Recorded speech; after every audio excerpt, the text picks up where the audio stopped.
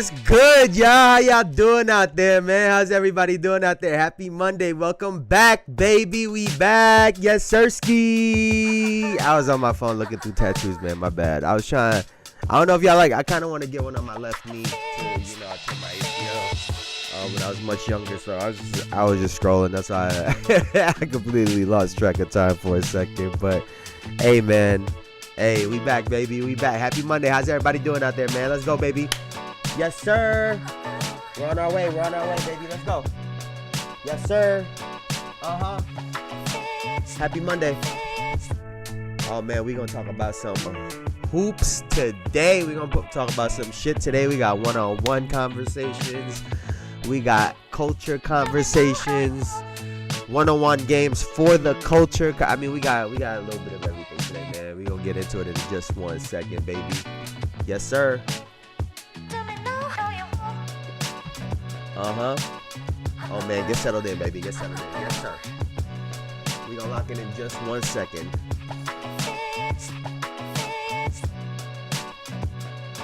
Oh, man. How's everybody's weekend, man? I'm sorry. I was trying to also, not for nothing, I was trying to get past the leaf blowers, man, because they be loud as fuck. It's not their fault necessarily, but they be loud as fuck. So trying to do this in the middle of all that, I can hear them right now. So I hope it's not OD for y'all. Let me swing this to the right. I wonder if that makes a difference. But welcome in, man. Welcome in. Let's go, baby. Let's go.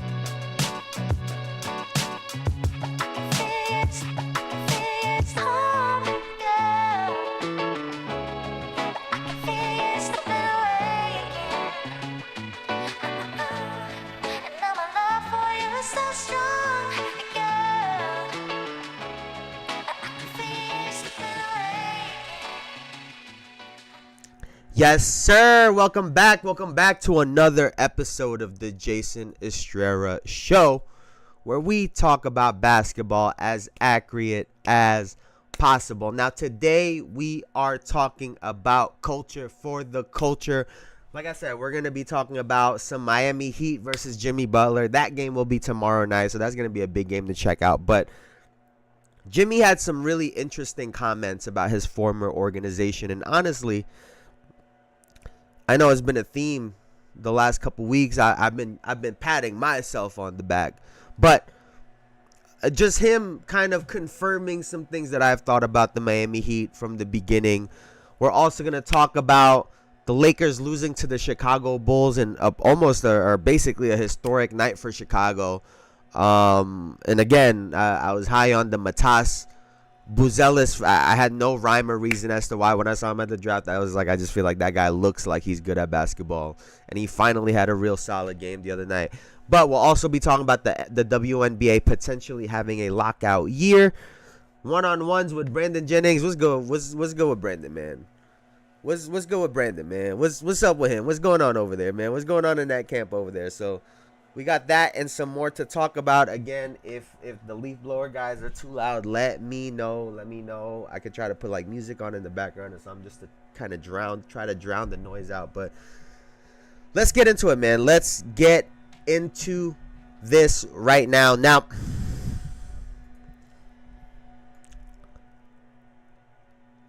I went on my little rant last week, man. I was saying that. I was wondering if anybody would have anything to say, but I went on my little rant last week. But let's talk about the WNBA are a bunch of prideful fools. Actually, Elijah, it's not all of them. I think some of them are a little bit more aware, are a little bit more aware of the situation. And by some, I'm not talking about Angel Reese, are a little bit more aware of just the state of things. I think a good amount of the WNBA players know that they cannot afford to take a year off. It literally pays 99% of them. It pays their bills. So we'll talk about that in just 1 second. I wanted to start with Jimmy. I've had a lot to say about Jimmy Butler this year, right? I predicted the trade, that he would get traded.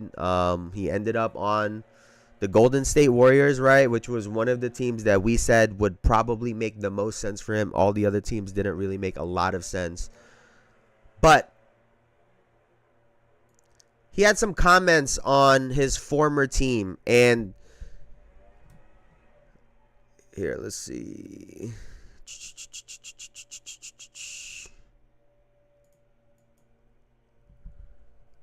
I'm not gonna lie. I could just say Angel Reese. That's better, but yes, Jimmy.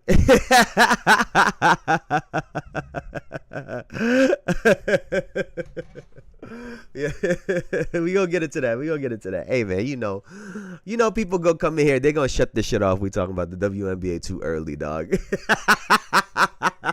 You gotta just read the room sometimes.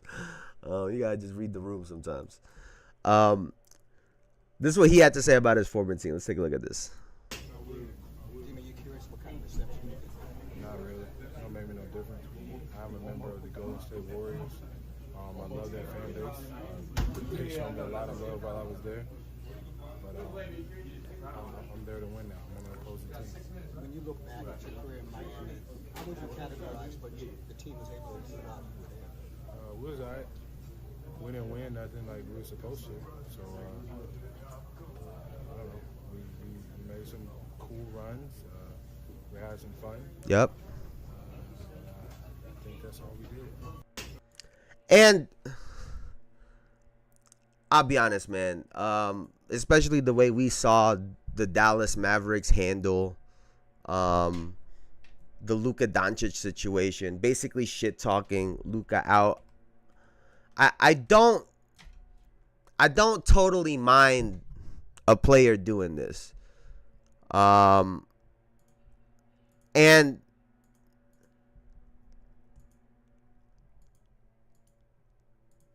I guess the thing is,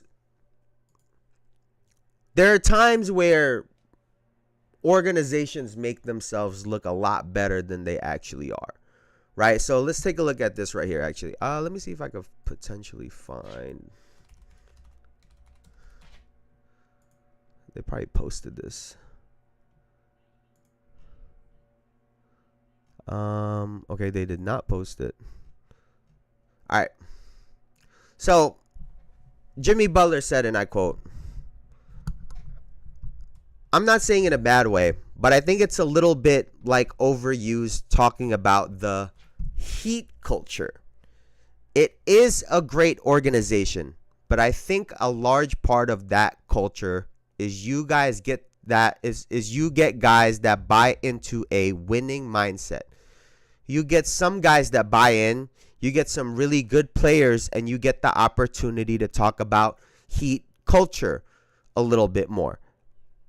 I'm not saying it to talk down or anything, but I think whenever you have really good players, you can name it whatever you want to name it.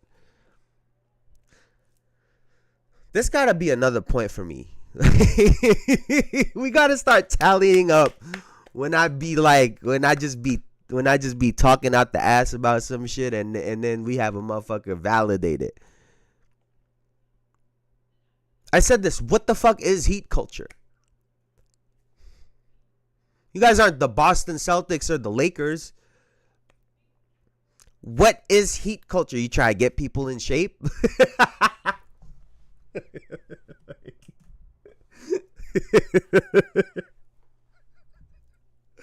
Like, they made a big deal about getting Shaq into the right weight in 2006, right? Talked about Pat Riley, militaristic shit. Right? But that's one player. And if Dwayne Wade in that 2006 NBA Finals didn't decide to turn into the best player in the world for like 2-3 weeks, we wouldn't be talking about this shit. They got bailed out by Dwayne Wade in 2006. It just is what it is. And you fast forward there, they suck for a bunch of years, and then LeBron gets there, and then you have LeBron, Wade, and Bosh, and all of a sudden they win championships. Which, by the way, for all the people that clown the Oklahoma City Thunder, they're too immature, whatever, the Miami Heat were doing the same shit. They were doing dances in the locker room. They had a whole video that went viral. So What the fuck is this Heat culture? Or is Pat Riley just backpacking off of great players doing great shit? Because, yeah, they made it to the finals. They were 8th. Jimmy Butler was him during the playoff. That's why we called him Playoff Jimmy. That had nothing to do with the team. Heat culture is winning or be competitive, unlike the Knicks. What's good, Big Brucey? Bruce on that today came in with heat. Knicks had a culture too when Riley, Van Gundy were coaches. Knicks culture is doling lawsuits and disrespecting legends. Hey, wasn't Pat Riley the same one that fucking, we didn't win with him neither. We had one of the best bigs ever in Patrick Ewing. They don't get shit.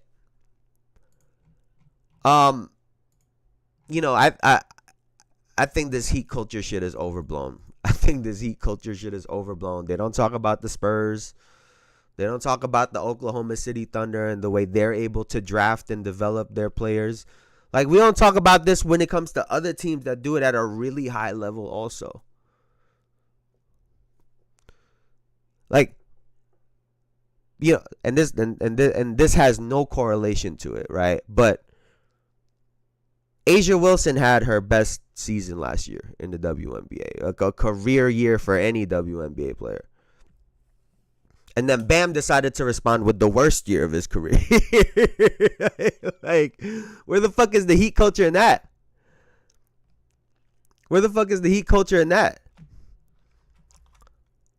OKC been in the finals. No, what I'm saying is them getting to the finals had nothing to do with Heat culture. Them getting to the finals had everything to do with Jimmy Butler being him.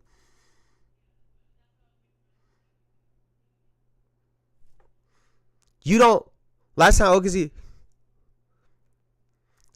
none of these teams get nowhere without great players.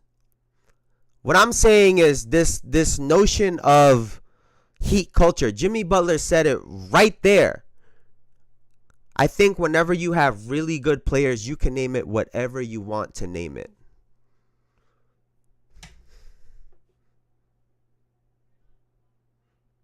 If you don't have good players, there is no Heat culture. They suck without any of their stars. Like, what are we talking about? They lose Jimmy. They suck this year. They should have been able to keep afloat, but no, they're bottom feeding.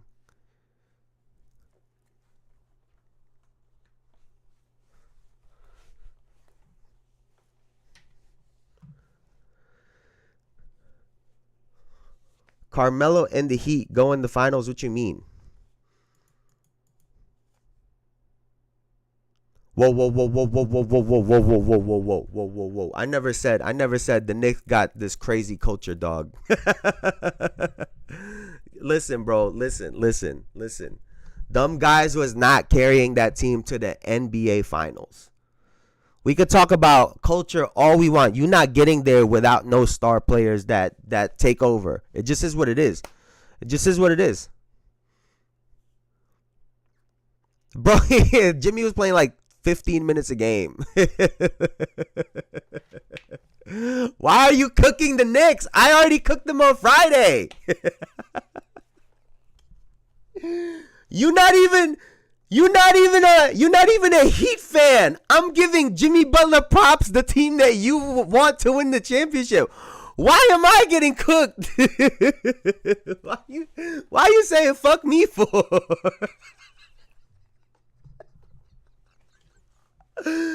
Oh, every team has culture. Yeah, okay. The Charlotte Hornets got a bunch of kids running that organization.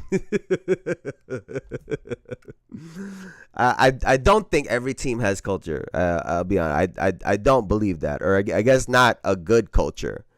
To your point, maybe every team has a culture, but it's not necessarily good. I just think this Miami Heat organization has overblown it. I just think they've overblown it.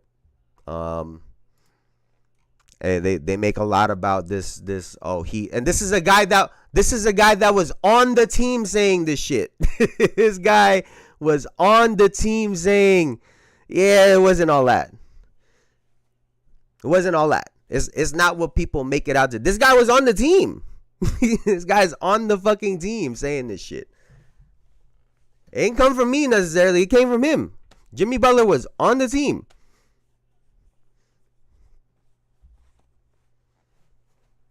The Heat culture is don't become obese, compete and winning. Okay, and like I said, they weren't competing without Braun and Bosch before they got there. Like it's just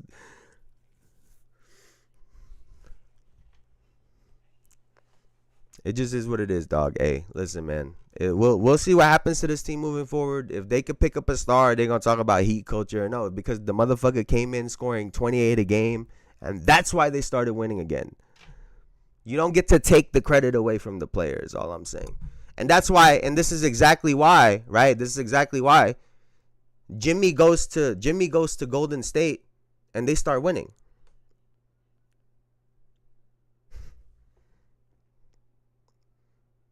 If Jimmy wasn't a big part of that winning culture,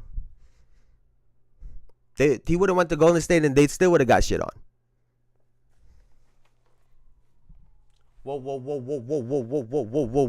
What happened to you this weekend, Bruce? What happened to you? What's happening at home, dog? Do we got to talk about something?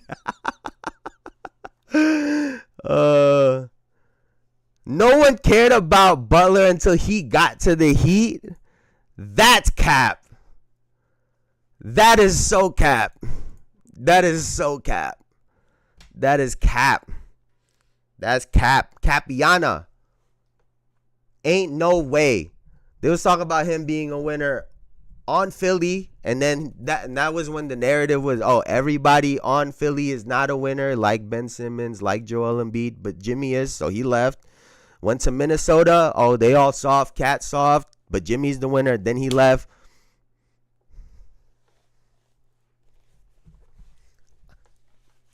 Like I said, but that's where the narrative started from. You can't say that nobody cared about Jimmy Butler until he got to the Miami Heat. The Miami Heat did not make him a Hall of Famer. I don't think so. So you think if he would have went to any other team, he wouldn't have been a Hall of Famer? That's cap. Jimmy been nice. Jimmy been nice.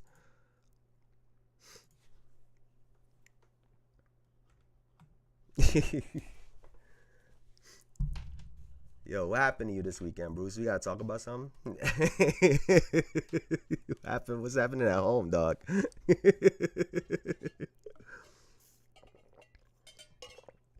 All right, man. What else about this fucking? What else about these guys, bro? I don't even think I got that much more neat. I saw some people saying Paul George would be a Hall of Famer. I don't know how true that is.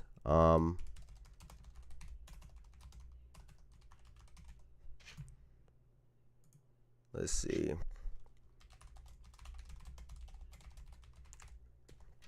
Oh, while I got you guys here. Question. I don't know if you were around for this as much, Bruce, but what do y'all think about me bringing back the watch parties, the live watch parties, live reactions during the playoffs, and maybe even going into next year as well too? What y'all think about that? Have a more like relaxed kind of vibe at night. Either I could pick the game, y'all can help me pick the games that we go watch together. What y'all think about bringing that back? What y'all think? Broadcasting Hall of Fame. I'm weak.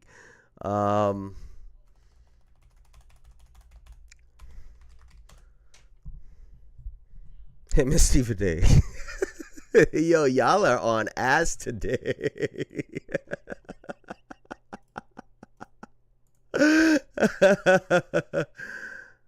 Oh man, you guys are on that ass, bro.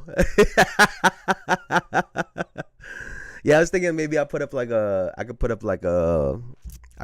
maybe like a little poll post a poll on the channel or something like that, like the week before type shit, and then so I know what games we gonna watch the following week. You guys are on that ass today. Paul George, 20 point per game for his career. 1.7 steals a game. What's Jimmy's stats? 18.3. I will say, though, I mean, the thing about Jimmy is he was never... That's why playoff Jimmy was such a thing, because throughout the season, he like 22, 23 a game. He don't really score that much more than that. And then he kicks it up to like 28, 30 in the playoffs. That's why it's such a big-ass jump. But we'll see what happens in the playoffs. I know the other night, Steph missed the game, fell on his tailbone. Hey man, they're gonna have to make it to the playoffs and be healthy if you're the Warriors.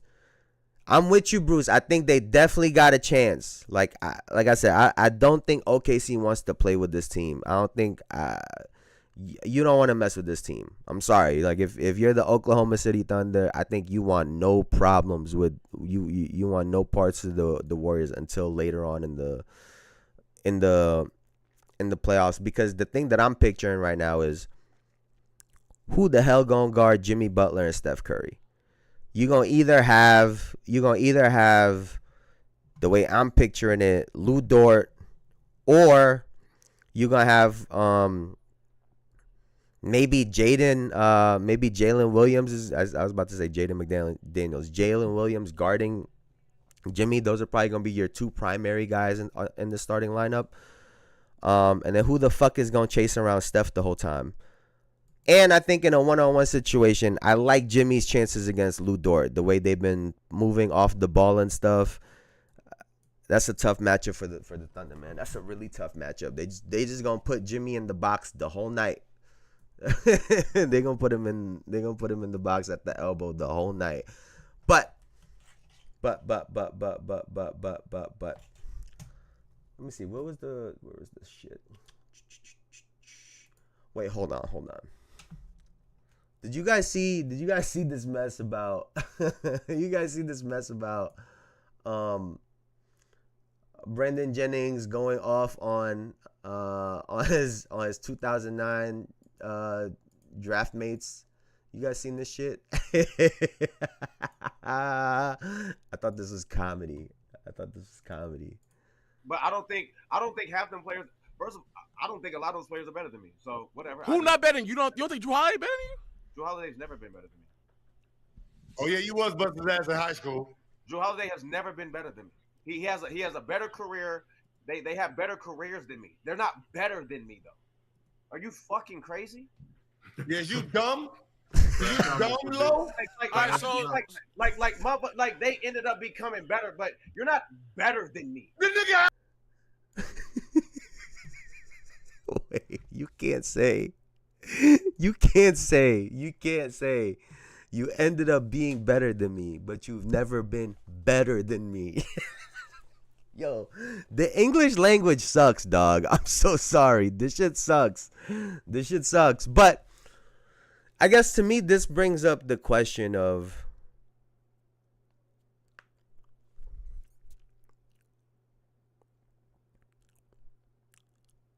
what's low-key fair? Because to me, I think this happens a lot more than we might think, right? Where maybe someone had a higher peak or had a higher ceiling than somebody versus someone that just went on to have a really good career, right? And the thing is, they're the same age. They're the same age. And they started going back and forth. He called out Lou Williams. He called out Jeff Teague. Everybody say they bust his ass. Jeff Teague talking about, you 165-pound dog. I will bust your ass. And I think it's funny. I think it's really funny, right? Granted, Brandon Jennings was an NBA player. He's an NBA player, right? He's sounding like the motherfuckers that didn't make the league. Talking about back in my day. Talking about back in high school, I used to bust your ass because he ended up getting hurt in the NBA. And Brandon Jennings saying it is valid, but Drew is nice just as well. Like, here's the thing, right? Brandon Jennings did get hurt, and that's not his fault, but it counts. It counts. Unfortunately, when we're grading everybody and shit, unfortunately, it counts. And because of your injury, you were never able to really try to be the full franchise player that they thought you were. And you had to transition into more of a role player, and then you just get injured, and then you're out of the league.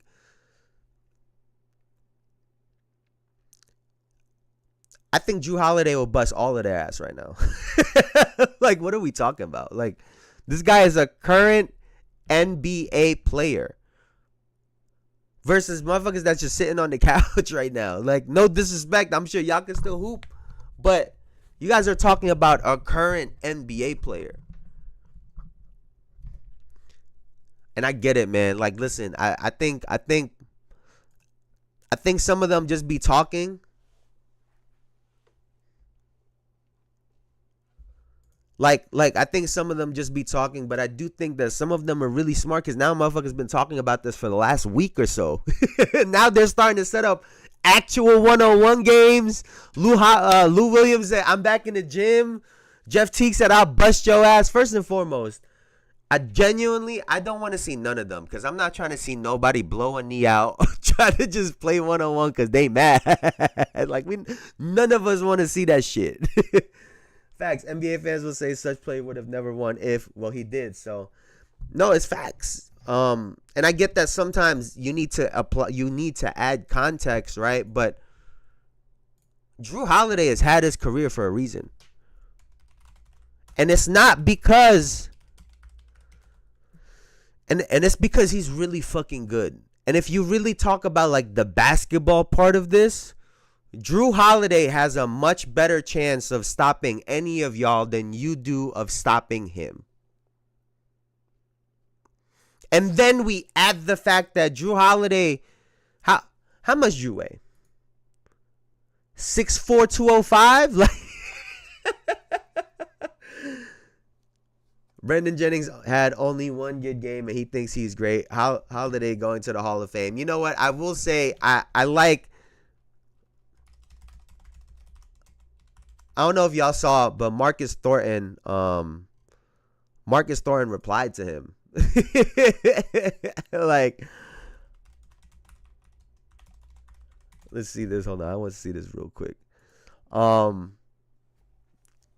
I say take it to the big three. I love it. Holiday going to the Hall of Fame. I genuinely do love this shit too. I think this shit is really cool. But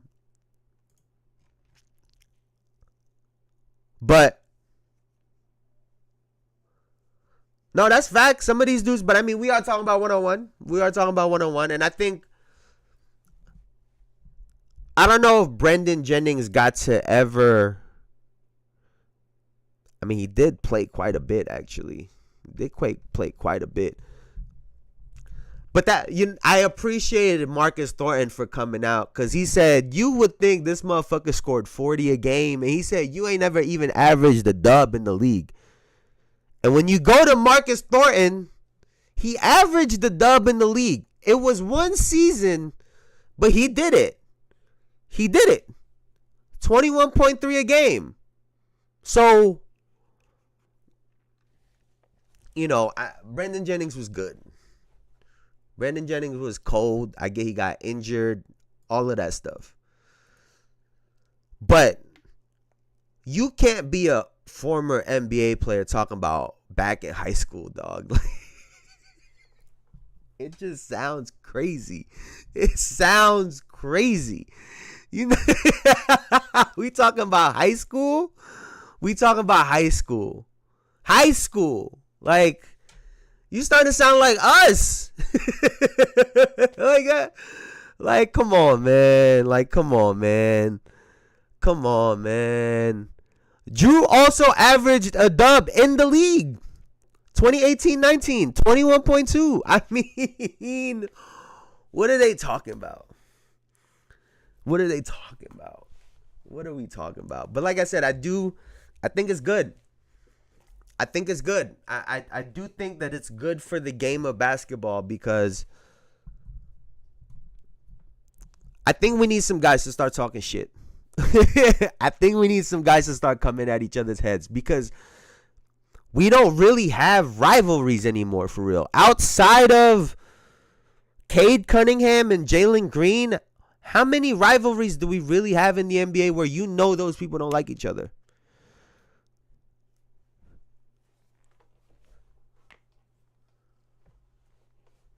I'm screaming. That boy used his one anomaly top achievement talking about 20 a game, though. Who, for Marcus Thornton? Yeah, but it counts. It counts. It counts. But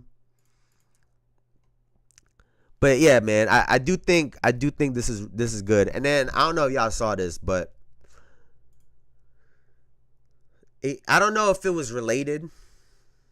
Right? I don't know if this was related necessarily. But all of a sudden, we got a Michael Beasley, Lance Stevenson 1-on-1 that's apparently happening. 1-on-1 game on June 6th for $100,000. That's really cool. I don't know if this was coordinated. If it was, I think they could have done a much better job of marketing this stuff. Right, we could have seen Michael Beasley in some ones, Lance Stevenson in some ones, some workouts, talking shit before you start announcing it, because now it just y'all could have gotten more than $100,000.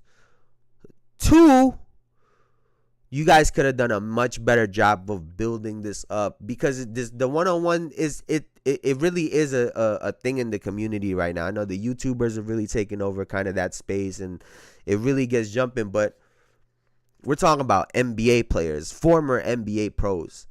And I think a lot of people would want to see that. I mean, people keep calling to see it in the actual league itself, right? We would love to see a 1-on-1 tournament in the NBA. At least I would. But hey, man, I think that's super cool. I think that's super cool. By the way, I think Michael Beasley is gonna dust Lance Stevenson. That's all he does. To your point, Bruce, Michael Beasley don't do nothing else but score the basketball. And in a game where that's all you really got to do, I'm taking Michael Beasley. and Lance is a New York legend, but Michael Beasley was fucking cold, and he still is. I mean, you be seeing the clips, and that's all he does. That is all he does is play 1-on-1. All he do is play ones, try to come up with moves against them. Like, how you beat that? But we gonna see. I'm super interested in seeing it. But like I said, I feel like they could have done a lot more in terms of the build up, for it.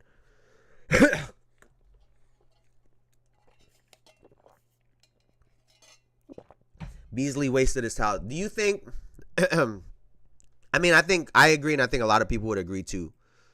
Do you think that's more of him not growing his game, or do you think it's more of coaching and management expecting something out of him that he's not?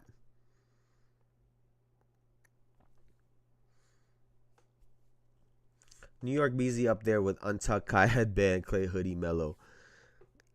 Right, because I'm going to go back to Jeff Teague in just a second, but, you know, we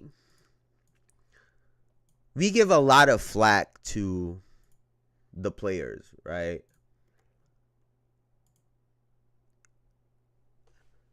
And we sometimes miss on like the coaches and the management's role in all of this, right? If he went to a team like the Warriors, he would still be in the league. This is Jeff Teague talking about how analytics kind of got him traded out of the Minnesota Timberwolves. Let's take a listen. Timberwolves. Literally, they use analytics for everything. I told you the reason I got traded because I shot a mid-range jumper. I remember. Yeah. I remember we talked about that. I remember I came in the locker room. We're going into half, and I had to shoot it. The shot clock was going on, and I shot a mid-range jump shot. And I Miami was actually expecting made Beasley to carry I'm- the I'm franchise, having and that's not him. Vax. a decent game. Going to the locker room, you kind of can hear people yelling. We down. You can hear people yelling back and forth. He was like, he just don't want to fucking buy in. I'm going to get his ass out of here. I'm like, what the fuck is he talking? Who the fuck? What happened? I'm thinking coaches. I'm like, what the fuck? As we walk out, coach tells me, come on, Jeff, man. You just have to buy in. I'm like, the fucking what? Like, we don't play defense. I mean, we're the worst defense team in the fucking league. What the fuck are we talking about defense for? He was like, man, you shooting those floaters and these mid-range shots. Like, just step behind the line and shoot the three. And I didn't. And this is obviously a little bit past when Beasley was kind of what they would say blackballed out of the NBA. But to your point, Bruce, was there this expectation that maybe it was too early to expect out of him? Or maybe, like, what was the problem with him being a scorer and letting him off the leash and be a scorer instead of expecting him to be LeBron? Everybody can't be Bron. Everybody can't be Bron. But you can put Michael Beasley on an island and score.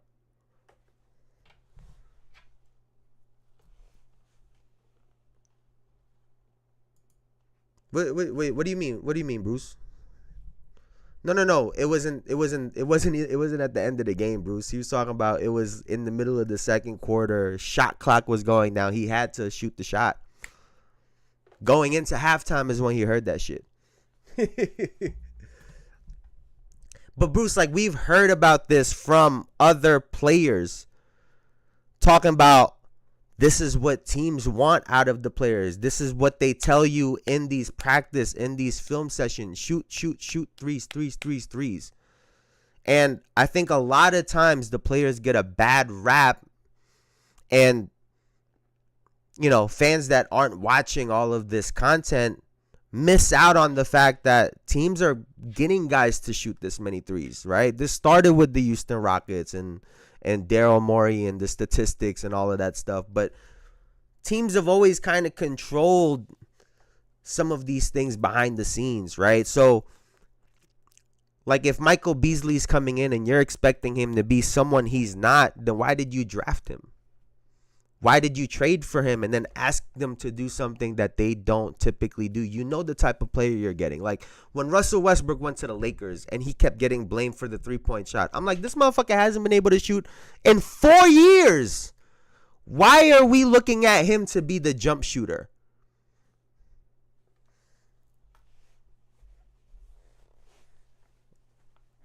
Teams looking for Curry too much. I'm watching the teams. All I see is Warriors offense. Honestly, Bruce, and I was fighting with some dude on the thing because I had this take a couple weeks ago. I think Curry is obviously the face of the three-point shot, rightfully so, the greatest three-point shooter that we've ever seen. But a lot of these teams play like the Houston Rockets and James Harden, and their stars play like James Harden. And I think that's why there's a problem in the game of basketball. If more teams genuinely studied and tried to copy the things that the Warriors were doing, which I think was good basketball. Yeah, they took some bad shots every now and then or whatnot, but it comes with it. If more teams tried to copy the Golden State Warriors 2015, 16, 17, all those years, the league would be in a much better spot. Hitting guys in the post, you know, cross screens for the guards, elevator screens. Like, teams try to play like James Harden and the Houston Rockets. All right, you're going to get ISO, right? ISO, step back into a step back shot. If not, you're going to pick and roll, alley-oop or floater. Like with the Warriors, I always say this. People missed at the fact that before Kevin Durant, they had Harrison Barnes that was there shooting middies. Sean Livingston was shooting middies. Kevin Durant went in there and became their post demon there pretty much because he was in there, you know, doing his one-on-one shit to add to the Steph Curry three-point shot. And we're seeing right now, to an extent, Jimmy Butler is kind of filling that role. They're able to put him in the post and have actions on the weak side for him. But the rest of the league don't play like that, if we're being honest. Teams are not playing like the Warriors. The Nuggets played differently from the Cavs from the Pacers from Boston, etc. You may have, yeah, thank you. You know, because like I said, and if y'all remember, everyone hated the way James Harden and the Houston Rockets played. And I think because everyone has kind of copied them, and really I blame Daryl Morey, who I think should be the face of, Daryl Morey should be the face of this shit. We should all be saying a big fuck you to Daryl Morey for ruining this game that we love, right? The Rockets and James Harden become the face of that bad basketball shit, but it really was Daryl Morey. And I think James did what he could in that offense, right? He scored 36 a game, was getting the assists. And I think James Harden, I think, is so good that he said, all right, I'm going to show you guys 22 and 8 or 9. I'm going to scale my game all the way back. And if I need to, I'm going to give you 40, 50. If I need to, like when Malik Beasley talked shit, he gave him 50. That's how nice I think James Harden is.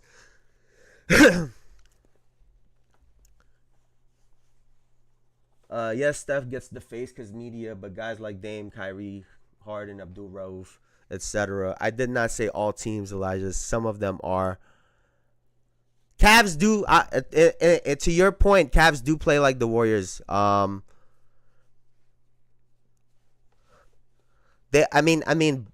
Bruce, to your point, right? It makes sense because they copied Warriors, and I think the Warriors are great basketball, especially for offense.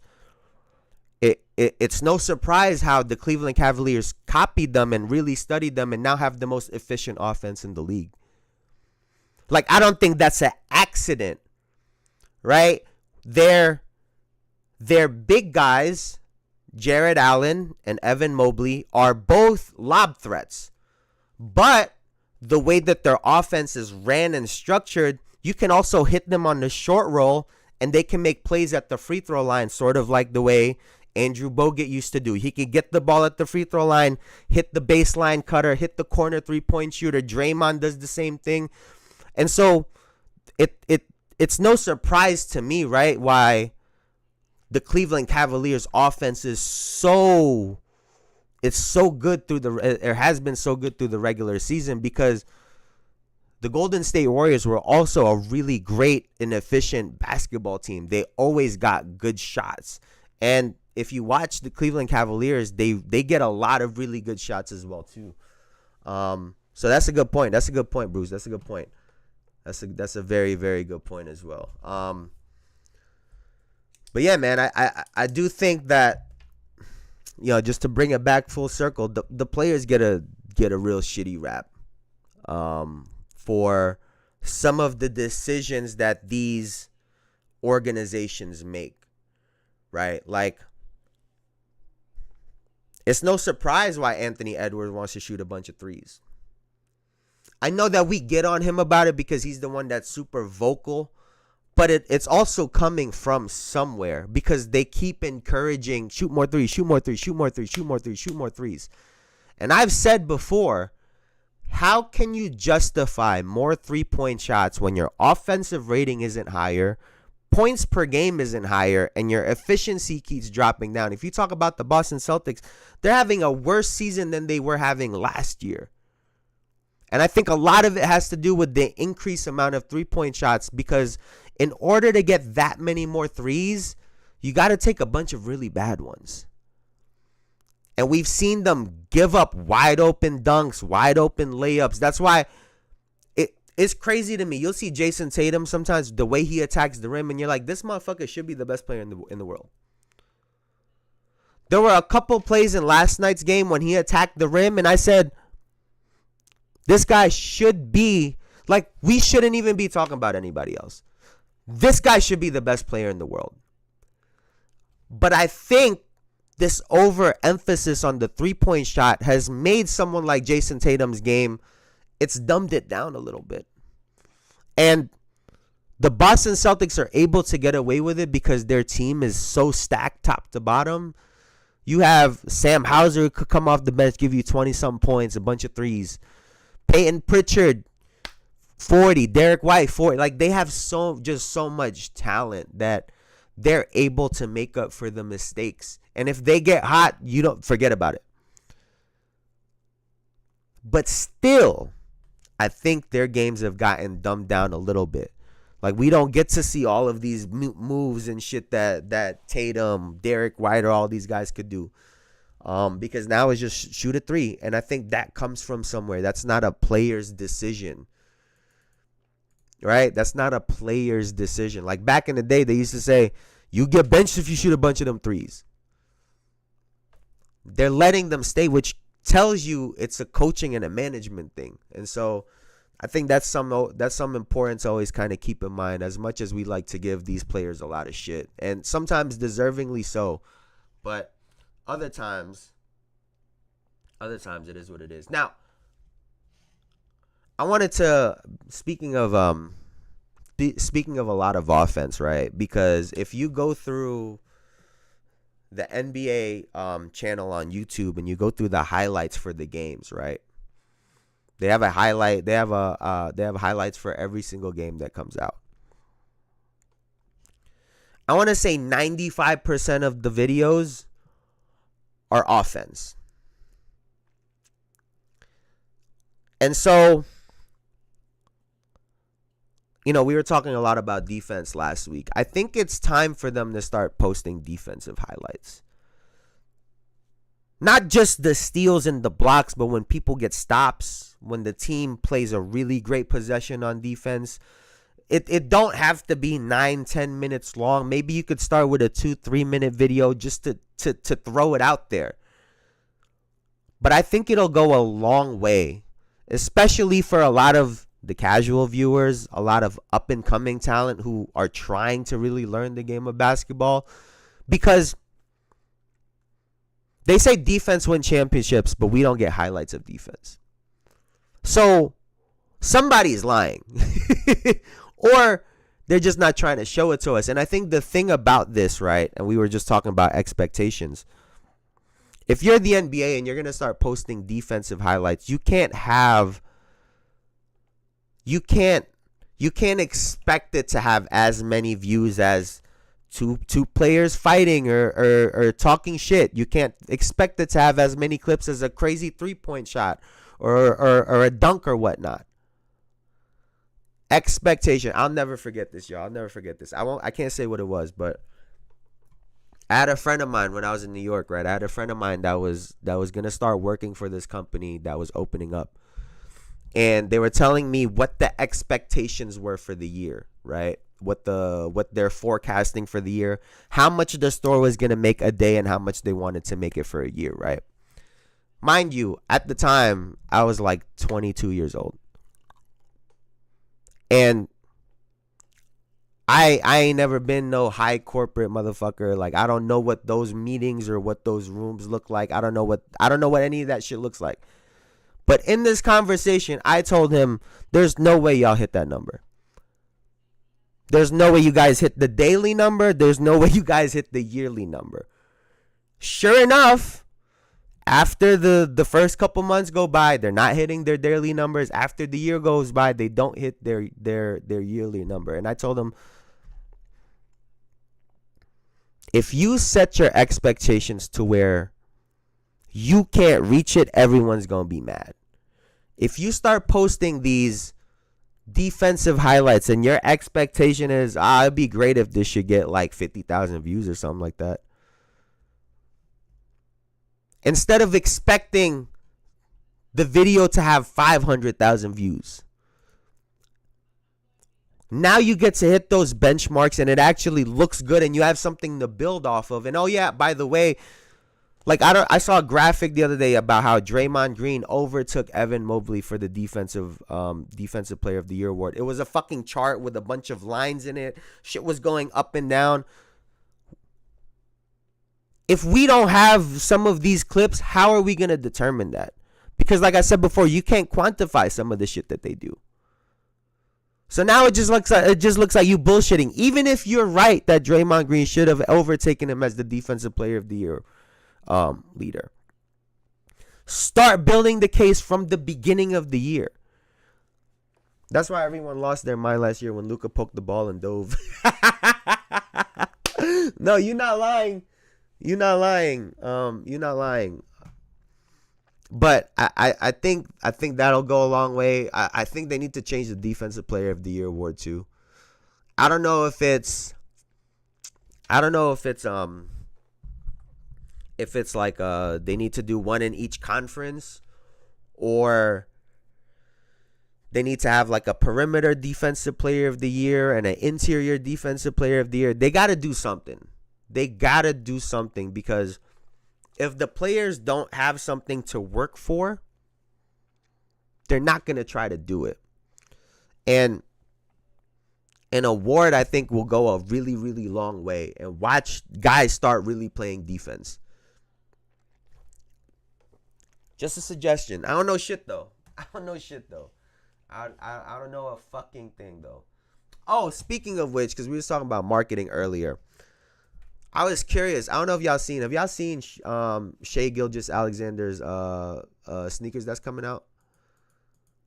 I don't know what y'all think, but I think especially in different colorways, I think that shoe looks fire. I just like the way the shoe looks. I think the way the sneaker looks fucking sick. Here, let me see. This guy. I don't know if y'all seen. So I'm curious, right? I'm looking at him like, when do these release? Because he been wearing them since All-Star break. The shit don't release till fall.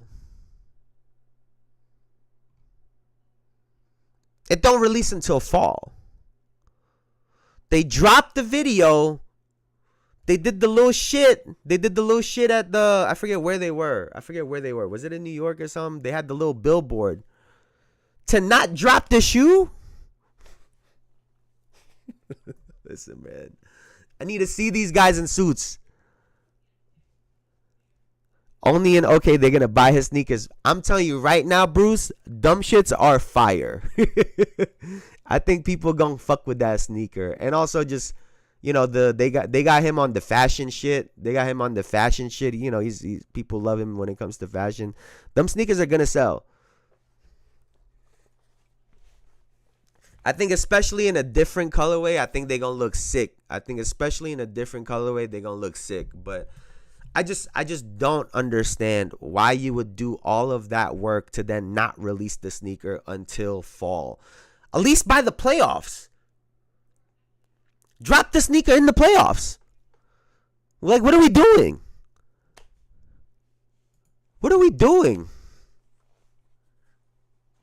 Nah, it's fine. That's fine. I mean, if you think it's trash, that's all good. Cause listen, my dad been calling my sneaker taste trash all my life.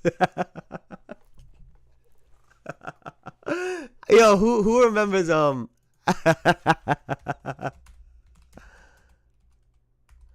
bro, I had these on.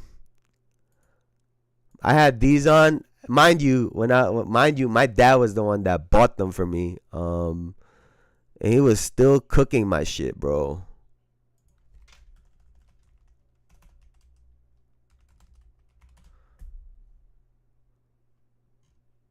I don't remember if I had the all blue ones. I swear I had these, bro.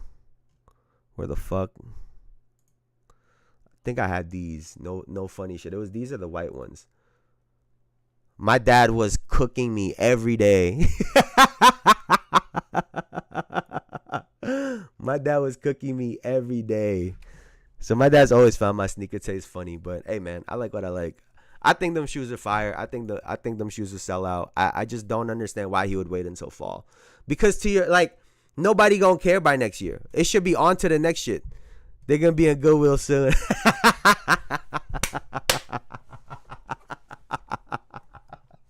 Yo, Bruce is on my ass today, man.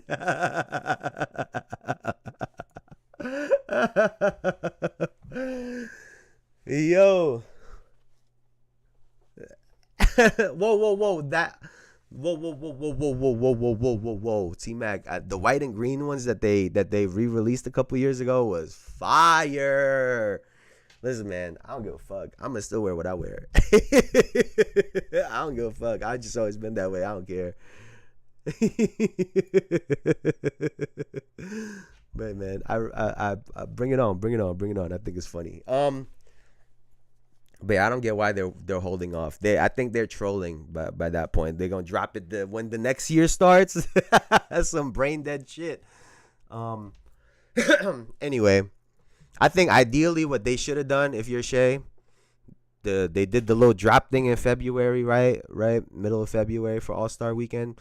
They should drop the sneakers by like the start of the playoffs. And then he should start wearing his new sneaker like 30, 40 games into next year and then do the same thing. But hey, what do I know? What the fuck do I know? I don't know shit. Now, last thing we're going to talk about is apparently the WNBA is talking about they're talking about maybe having a lockout next year.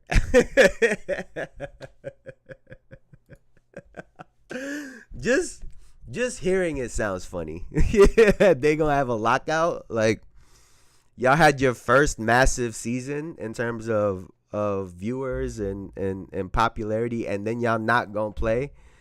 It just don't make sense.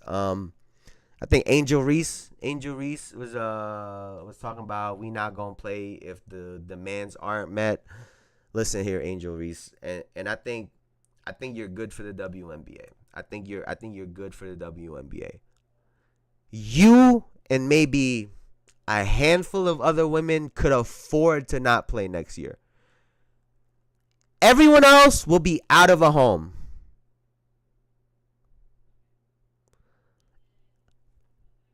Like, this is where some of the older players come in and say, what the fuck are you doing? Because we have been fighting this fight for a long. We can't afford to. You gonna pay our rent?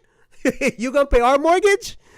Like, how does that work? Because because you can afford to do it, don't mean everybody else can do it. The WNBA don't profit. They don't profit. So what are they gonna give you? Y'all gotta build this shit up still. Like, I don't get it. I don't get it. Could they benefit from potentially, maybe if they hold out for a couple weeks, we get to see some lockout games like we did in the NBA. Could they benefit from the views and some of that content? I think in a way it could, if they do it right.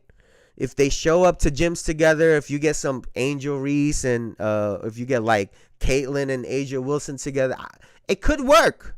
It could. But I don't know if I have full faith that they'll actually do that properly so that they can benefit off of that.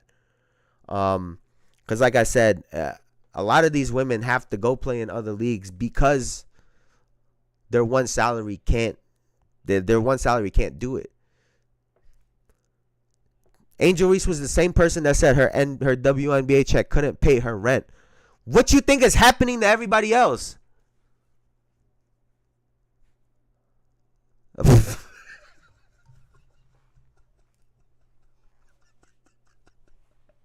Like, you just cannot say that, bro.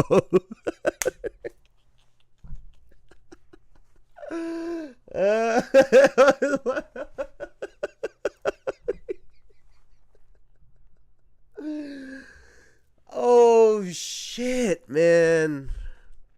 When was the WNBA? When did the WNBA start? They always want more money. There is no money, no pinches. Angel Reese is entitled, man. The NIL money got to her head. Listen.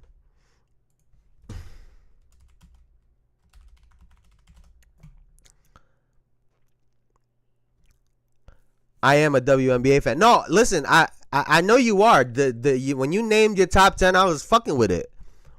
But here's the reality about the WNBA. Their first game was in June of 1997. We're just over 20 years of this league. That's really young. And the reality for Angel Reese, Caitlin Clark, and all of these women, right? The work that y'all do now, the road that y'all pave now, y'all are not going to be the ones that benefit from it at the end of the day. It's going to be future players that are going to be the ones with the 10, 15, 20, 30 million dollar a year contracts. It's not going to be y'all. That's how it's always been. And I think the sooner they can kind of get a grasp of that idea that they are kind of the pioneers in the sense of this is a major shift in the WNBA. The arrival of Caitlin Clark and Angel Reese are massive. It's a massive shift in the WNBA. I think it marks a different era. No disrespect to all those other women that came before them. But they now have to do work that future women 15 years from now are going to benefit from. Not necessarily them. And granted, they're already making some money. But the work that they're doing, like I said, is going to benefit future players. And that's just the reality of anything. Right? It's just the reality of things. They want LeBron Curry money while putting no work or being entertaining. The NBA does things to be entertaining, but they won't do things like lower rims. I cannot watch some of those teams. The level of play is mediocre. Women hate the league more than men. But like I said, I think it's just growing pains. I think we're seeing like Juju's gonna be coming in a couple years. Paige Beckers, the other homegirl that's dog. She is fucking nice, doing crazy shit in college right now. I'm blanking on her name, but the talent and the skill level is definitely rising, right? And so the league is still growing. They cannot afford to take a lockout. One, because financially, majority of these women in the league cannot handle it. But two, you got to strike while the iron is hot. And the WNBA, most of these teams probably aren't going to make money next year either, or this year, or the following year. This shit takes time, right? This shit takes time. And again, I hope Angel Reese can kind of understand what that actually looks like and what the business looks like. Y'all can't get more money if there is no more money to give out. like if they're getting a loss every year, they can't afford to make your contract bigger. It's real simple when it comes to that. But and like I said, I think especially with the season that they had last year, I was talking about it at the end of the WNBA season, right? I think there's a lot of storylines going into this season, right? Caitlin Clark being an MVP candidate going into her second year. Angel Reese, as much as everyone is making fun of her, working with Lisa Leslie, everyone's looking to see what she can do moving forward. Aja Wilson having the year that she had.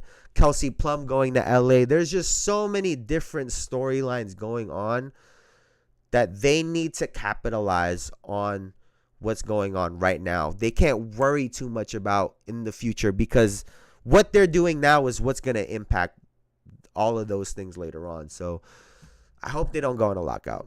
I would want to see more basketball during the summertime. We don't have the Olympics this year, so it's just going to be the WNBA and fucking rumors and Summer League. That's all we gonna have. So they better not go on no fucking lockout, or we gonna be talking about some bullshit for a couple weeks. I don't know. I don't know what we gonna be doing. I don't know. Maybe I'll go turn on like a video game and just start talking basketball or some shit. I don't know if y'all ever played Red Dead Redemption. I don't know if y'all ever played that. But I am in that game letting all of my intrusive thoughts run. Like literally anything bad I want to do to people, I do in that game. I don't know if I wanted y'all to see that shit. Y'all might put me in jail.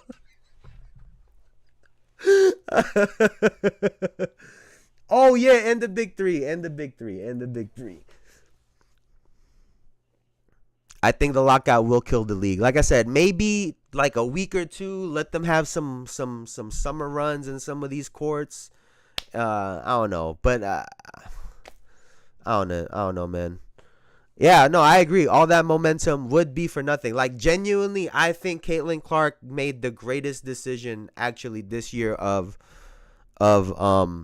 of not playing in Unrivaled or anything like that. I think she made the greatest decision because now all of those Caitlyn fans are literally fucking like they can't wait to watch her play. They're fucking shaking.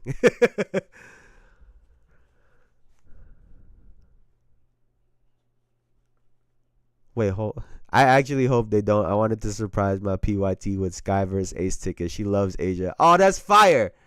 That's fire. But see, like, look, Asia Wilson, I don't know when they dropping her sneaker.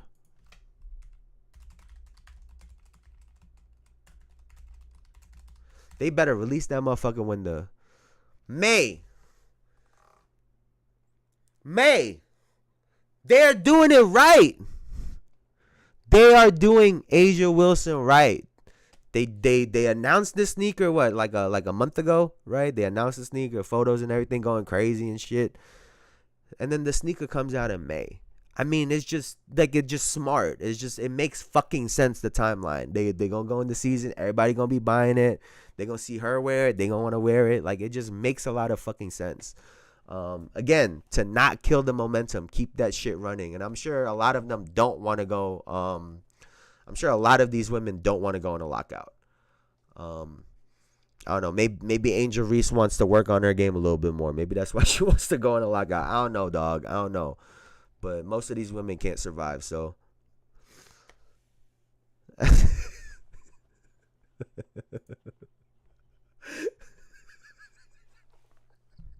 You know what? Maybe it's not just me today. Maybe Bruce just coming at everybody's neck. WNBA is on food stamps and want to shop at Sprouts or Whole Foods. Sprouts and Whole Foods are fucking expensive. Yo, that shit really is expensive, dog. I feel like I shouldn't even be allowed to walk around Sprouts or Whole Foods. Yeah, every time I've gone into Whole Foods in the last year, no funny shit, it's been for an Amazon return. I'm not in there to buy nothing, motherfucker. I'm returning to get money back. They got an Amazon drop-off shit? Yeah, no. We not going in there buying nothing, bro.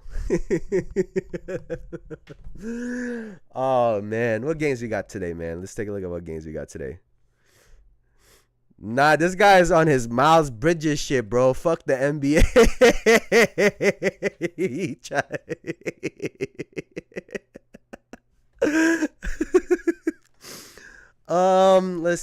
Let's see. What game do I want to watch tonight? I want to watch the Philadelphia 76ers take. No. I want to watch the Dallas Mavericks and the Brooklyn Nets. Just kidding. Actually, I really want to see I want to see the Lakers Orlando game. That's going to be a really good game to watch, I think. Chicago Denver could be interesting. Yo, them boys had themselves a night the other night. Wait a second. Hold on.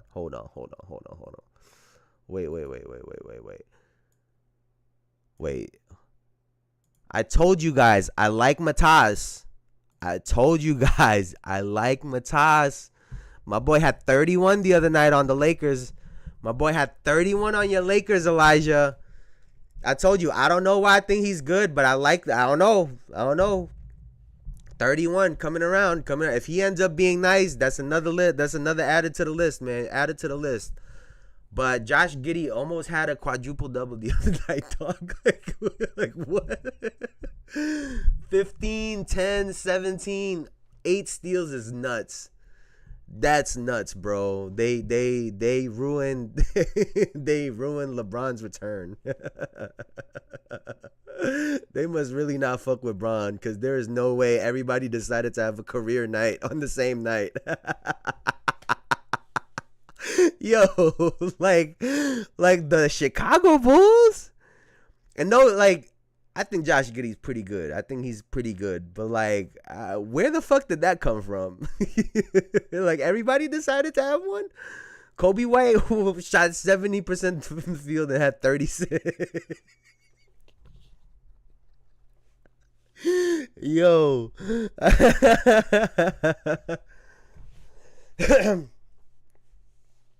I was really high on him too. I didn't know why. I don't know why. But hey, if he goes into that second year and kills, woo, woo. I like Matas, man. I think he's solid. I think he's solid. I seen a video. They said Braun do this every year at the same time. It said at the same time every year, my man got to take PTO. He's like, 2 weeks, I'm out, yo. Y'all got this. I'm out for 2 weeks. Hey, man. Hey. But like, y'all can't lose to Chicago. There's nothing wrong with that dude. Hey, man. that man literally just played like 36 minutes 3 nights before All-Star Weekend started, talking about, I hurt my ankle. Fuck out of here, man. Like, fuck out of here, man. Shit. You could have suited up or something. Shit. But Luka's still doing his thing, man. Luka's still doing his thing. I do think that the Lakers still got a chance. It really just depends on how Jackson Hayes is going to play these other bigs. Like, they had nobody with double-digit rebounds in this game. Like, what the fuck? Y'all going to lose if you're the Lakers. But let me see. What other games we got tonight? No, I mean, those are really the only interesting games tonight. Lakers, Orlando. I kind of want to check out the Chicago Denver game, and then I'll probably tune in a little bit to the Boston Sag game and the Milwaukee Phoenix game. But really, I'm really looking for the Heat game tomorrow night. That's what I'm really looking forward to. Apparently, they're doing a tribute video for Jimmy.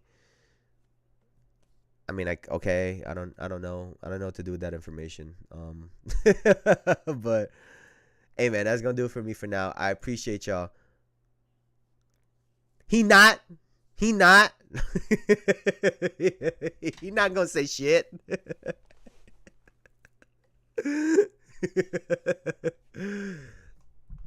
He not gonna say nothing. I will say though, if you see the numbers Luka been putting up, he would have been in that MVP convo this year too. Cause holy shit, that guy been going off low key. Like, on the low, he been kind of going off. But that's going to do it for me for now, man. I really appreciate y'all as always. Here for an hour 15. Jesus.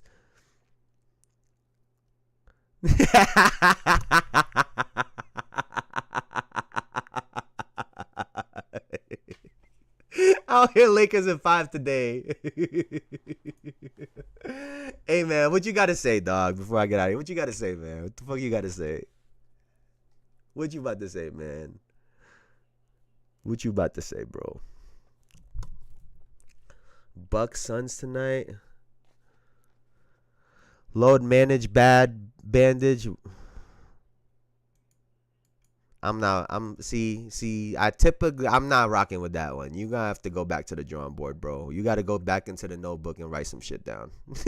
You gotta get back in the notebook. All right, go pick up that pen pad. I need you to get back to work and come back on Wednesday, dog, because that was not it. That was not it, bro. That was almost as bad as the Lakers loss on Saturday night. That was almost as bad. Not quite, but almost as bad. The motherfuckers let 3 people have a career night. 3 people having a career night is crazy. You cannot let that happen, bro. 3? 3 is crazy. 3 is crazy. Bulls and 3. Bulls and 3. Fuck out of here. But that's going to do it for me now. For now, man. I appreciate y'all so much. Before I get out of here, please like, comment, and subscribe. All that good shit. Thank you guys so much. No, I cook. Y'all haters. Fuck out of here. No way. You know it's funny. I know you're going to think about this till Wednesday. I know you're going to come up with some shit. So I can't wait. Man. But thank you so much. I appreciate y'all, man. That's going to do it for me for now. Y'all have a great rest of y'all day. I will see y'all back here on Wednesday as usual. Y'all already know. Thank you guys so much. Y'all could have been anywhere on the internet, but y'all were here with me, and I appreciate you. Thank you guys so much. Thank you, Elijah. Thank you, Bruce. I appreciate y'all. Y'all the fucking goats. Hey, man, I'll see y'all later. So I came here to be disrespected. Motherfucker, I turned this live on and y'all come here and cook me every day. You could take 2 seconds. You could take 2 seconds of it too, right? Because I could only imagine if there were more people watching this, there would be more people cooking me and the Knicks. So fuck out of here. but I'll see y'all later, man. Y'all have a good one. Peace, peace, peace. Y'all the best, man. Y'all really are the best. Y'all